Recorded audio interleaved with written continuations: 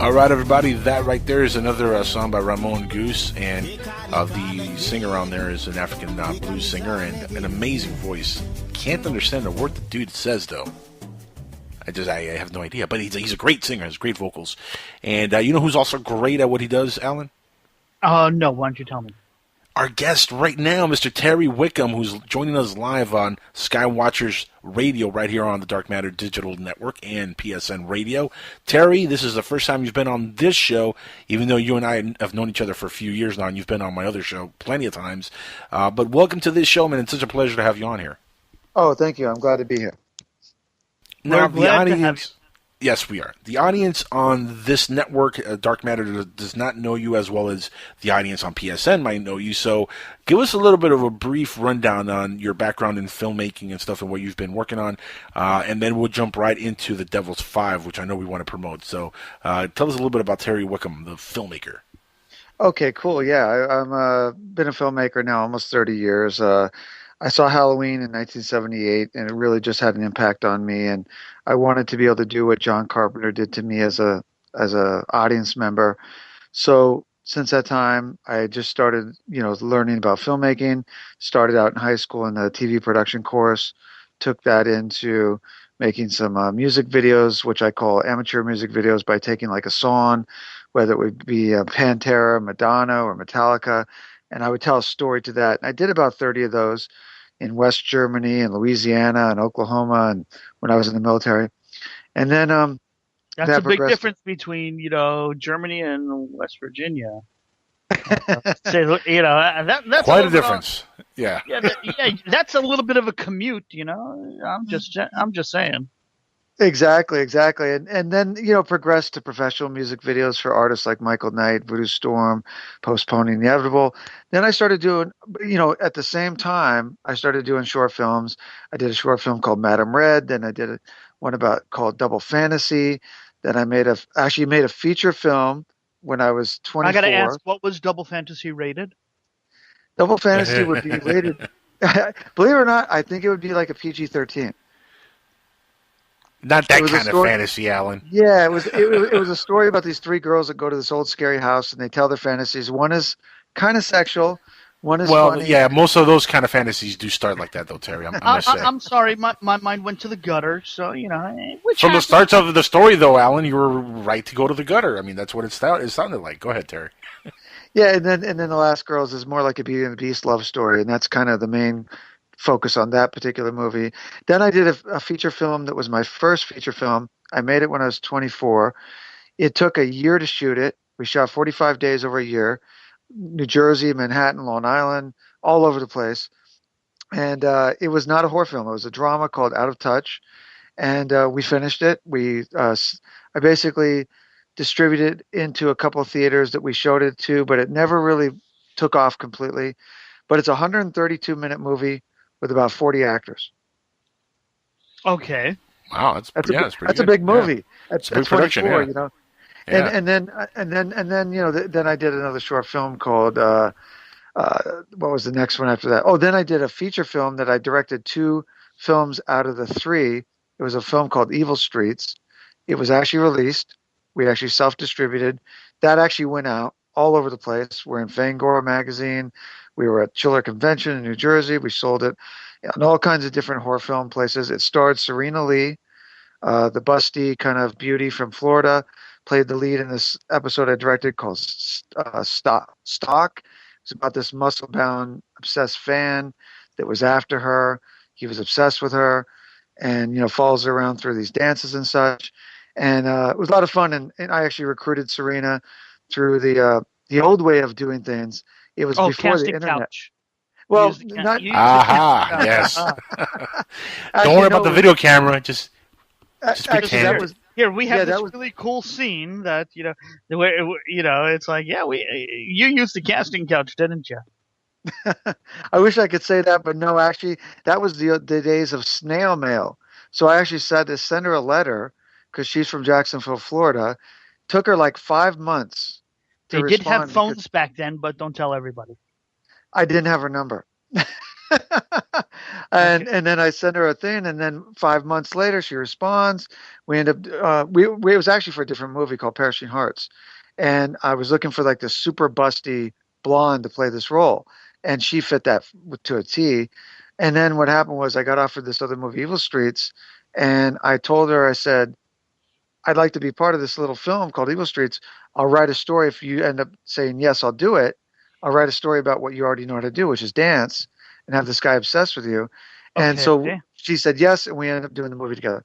But that was Evil Streets. And then there was another movie called The Downfall of Johnny Garrett that I directed about this girl that gets raped by this street punk, and then she calls the assistance of a dead friend through a seance, or should I say through a Ouija board, to come back and get revenge on the guy who raped her.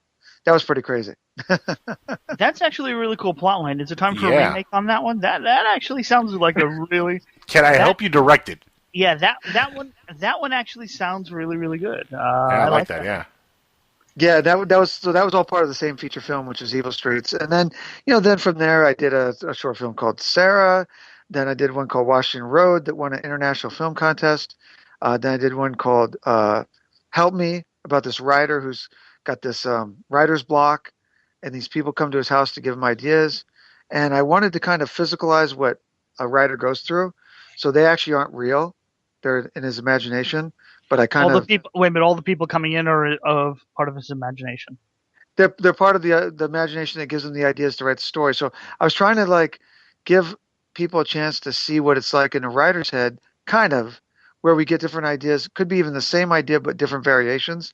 And that was end up being... You can actually watch that on my website. If you go to mantaraypictures.com, you can watch that film. It's right there. It's about 8 minutes long. And then I did a weird. It wasn't a short, and it wasn't a feature. It was like in between. It was a 45-minute film called Hair of the Dog. It was about a female serial killer that attacks rapists and people who are participating in rape type things. So basically, it's a vigilante-ish kind of a thing, right? Yeah, and she's the one dealing out the punishment, and she's this blonde, kind of buxom killer. It seems you have a thing for buxom women. Well, there's no doubt join about the club. Yeah, without a doubt, that's my kind of lady. And if you look at a lot of my films, I always try to include that because for some reason I don't see it a lot with a lot of mainstream directors, but I try to include it because that's my kind of lady. So you'll see that even in Evil Street. I mean, in Devil's Five, there's one in particular in Stash that I directed last year.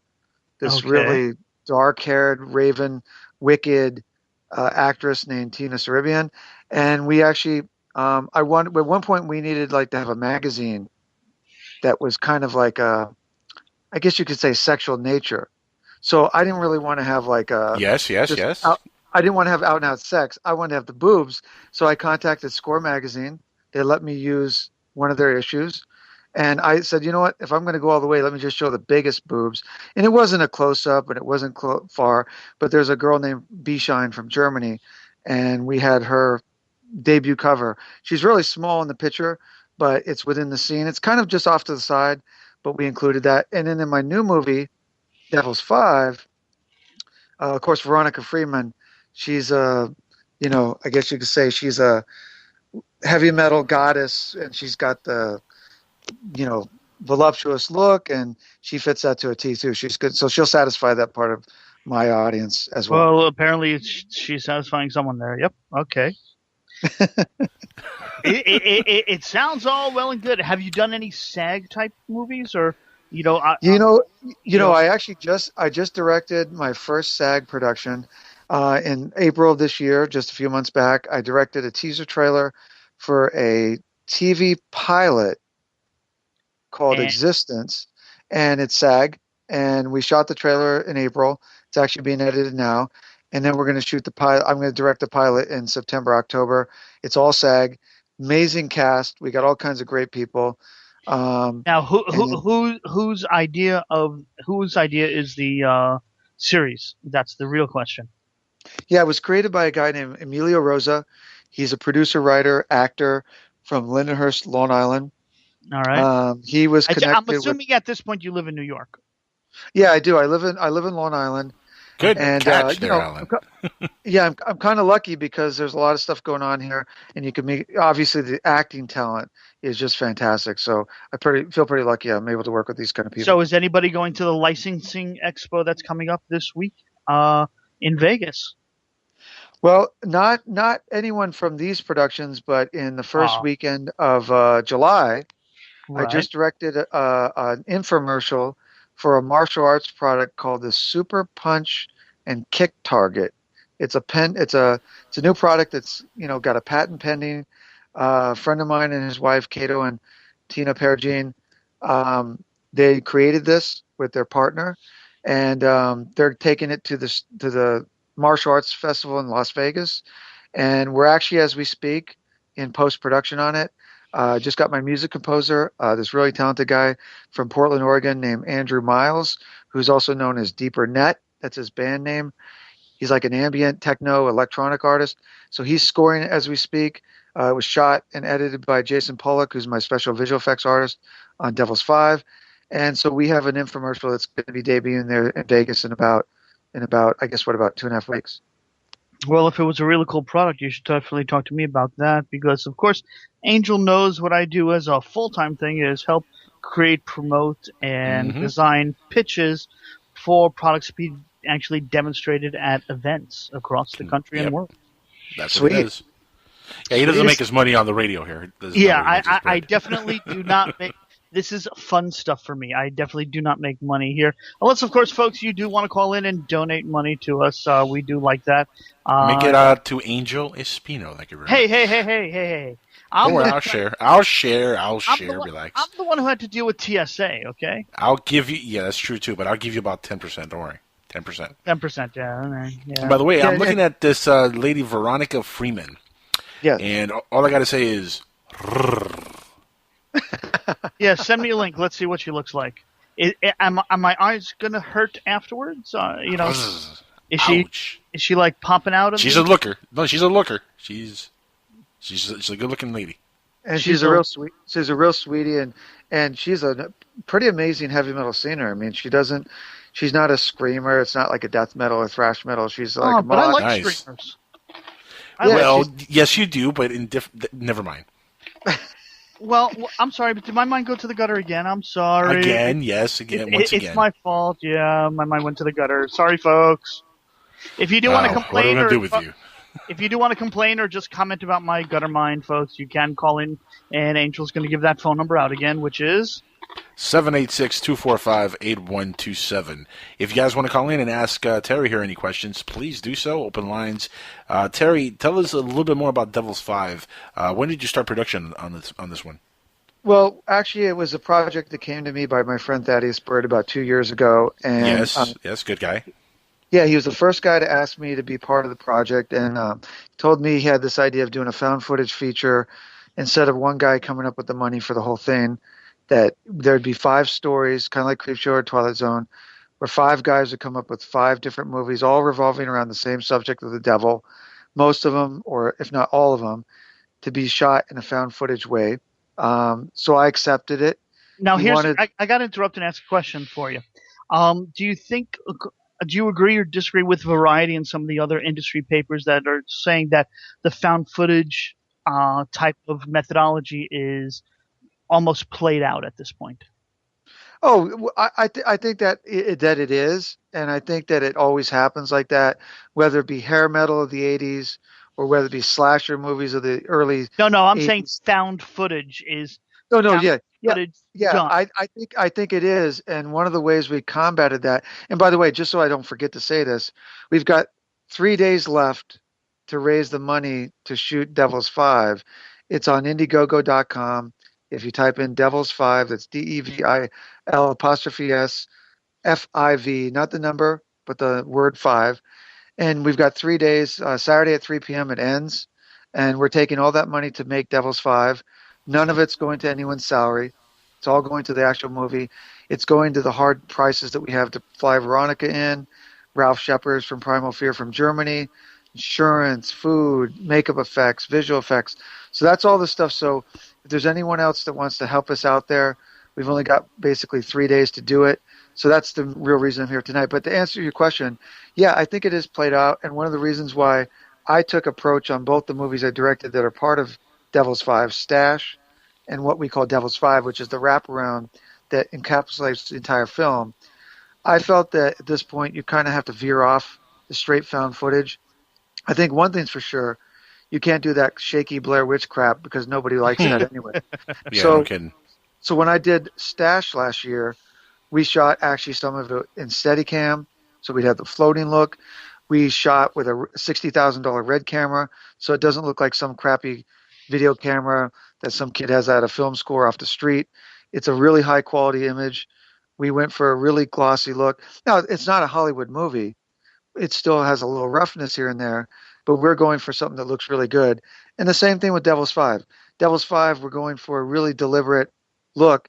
And the truth of it is besides the first scene, there's no reason for it to be shot found footage. So in my opinion, you have to make like a hybrid now, where you have a little bit of it and you have a little bit of regular traditional movie making style. And that's what this is going to have. So after that first scene, in fact, none of it as far as Devil's Five, meaning the beginning in between movie 1 and 2, 2, 3, 3, 4, and the very end, that'll all be shot traditional style. And you know what? That's actually a much better way of doing it anyway. That adds more, I don't know, it adds a different element to the movie. Like they did the same type of thing with one of the Texas Chainsaw Massacre movies, where they added just a little bit of found footage, and that added such a creepy element to the movie. I love that. But yeah, the Blair Witch, that whole shaky cam, the way they did it was just, that's played out completely. Oh yeah, and I think there's other things about the Well, what do you say about the security camera? Like, what is it? Paranormal Activity.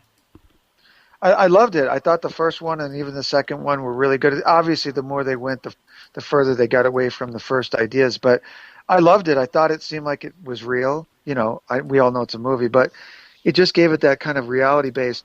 I think that's one of the things about this first scene in the movie, which we hope to have enough money to do the way I wrote it.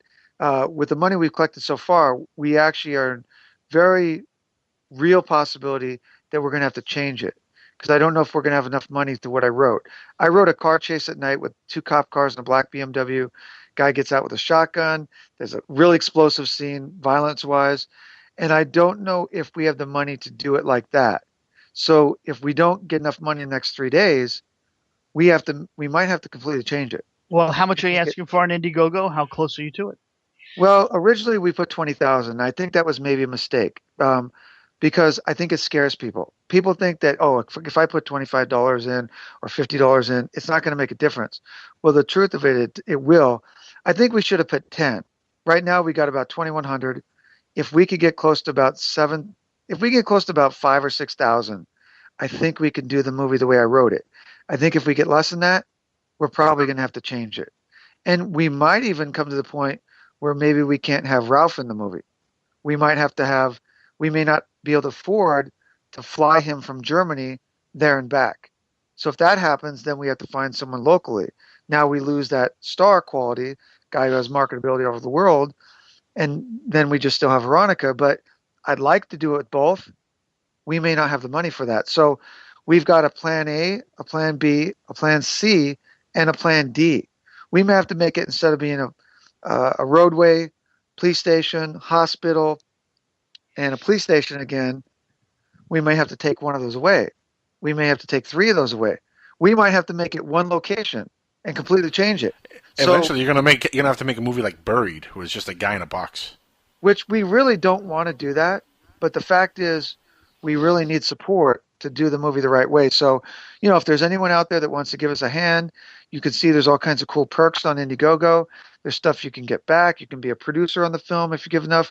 We've actually had one guy, which was great, who actually took our biggest perk. He gave us $1,500, and he gets everything, including his own perk. If it has to be mutually agreed upon, but he's going to be in the movie. He's going to be able to be on the set, and he gets to create his own perk. He gets a handmade hook that's got the Devil's Five branded in it. He's going to be in the last scene in the movie. He gets to Skype with Veronica and Ralph. He gets to Skype with me. He gets everything. So We've Now, is actually this guy known to be a stalker in the past with any of the cast members? Well, for no, $1,500, we I could think accept he's it. actually a good friend and a fan of Veronica in particular. So You might want to check beforehand that he's not a stalker and there's no restraining order. It's I'm just It's all good if they're only on Skype. If they're only on Skype, it's all good. But he's going to be on the set as well, and Well, it's a real horror movie or horror reality. Well, hopefully it's not a stalker. Yeah, Veronica vouched for this guy and she said he's great. If she already said, yeah, okay. That's cool. That would be a cool plot line. You're filming a horror movie, but horrors really happen while you're filming the horror movie. Yeah, let's hope that doesn't happen. Terry, we're out of time here. We got to go. We got a guest, Scott Marlowe, waiting for us in the next hour. Give everybody the link again, MontereyPictures.com, and what's the link to the Indiegogo so everybody can go there directly? Or how can they find it? Yeah, it's INDIEGOGO.com, and in the upper search button on the right, just type in DEVILS, space FIVE, Devils 5. You can watch our teaser trailer. There's interviews with all our cast, a lot of the crew, including myself. There's all kinds of cool perks. We've got 3 days left. We end at 3 o'clock on Saturday. You can go to mantaraypictures.com, Devils 5 on Facebook, Wraparound DF at Twitter. That's our Twitter page. Stash the Movie at Twitter, Manta 16 at Twitter. There's all kinds of stuff to find us. Very cool. Excellent. Thanks. Thanks for being here, buddy. Love you. Thanks for having me on the show, guys. No worries. Enjoy the day. Okay, guys, that is the great Terry Wickham right there, and please support the project, Devils 5. It looks like it's going to be a very, very cool film. It really does. And I like supporting independent projects, Alan. I know you do also, my friend. Oh, very much so. You know where I'm coming from on that, but, Exactly. There's stuff I can talk about on the radio. There's stuff I can't talk about on the radio.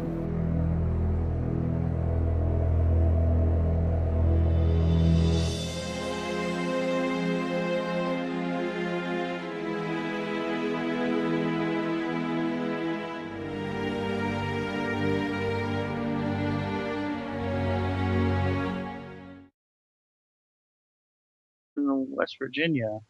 That's quite a difference. Yeah, that's a little bit of a commute. I'm just saying. Exactly, and then progress to professional music videos for artists like Michael Knight, Voodoo Storm, Postponing the Inevitable. Then I started doing, at the same time, I started doing short films. I did a short film called Madam Red. Then I did one called Double Fantasy. Then I actually made a feature film when I was 24. I got to ask, what was Double Fantasy rated?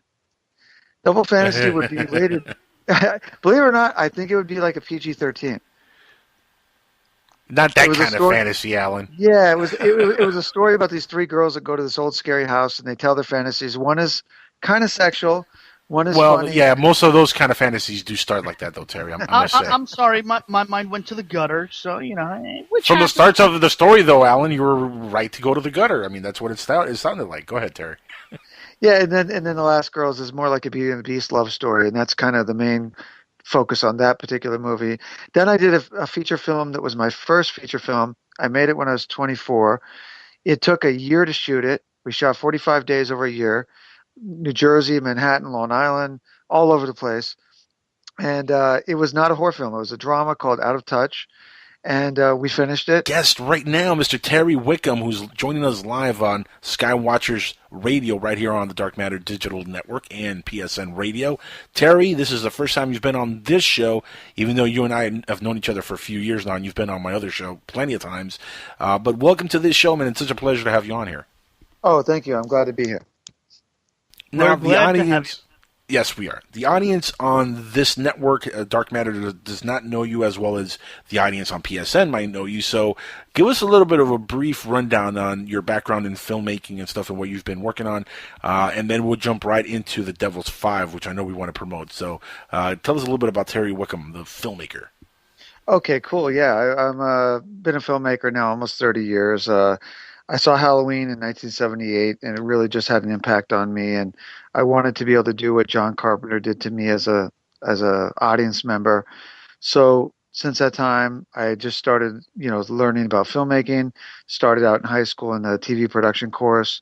Took that into making some music videos, which I call amateur music videos, by taking like a song, whether it would be Pantera, Madonna, or Metallica, and I would tell a story to that. And I did about 30 of those in West Germany and Louisiana and Oklahoma, and when I was in the military. And then that's a big difference between, Germany and.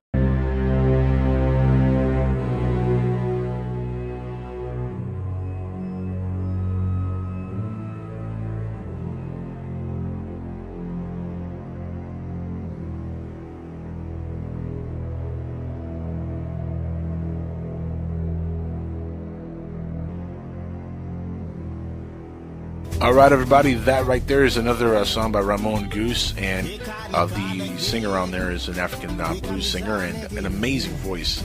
Can't understand a word the dude says, though.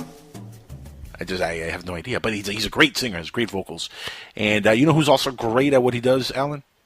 No, why don't you tell me?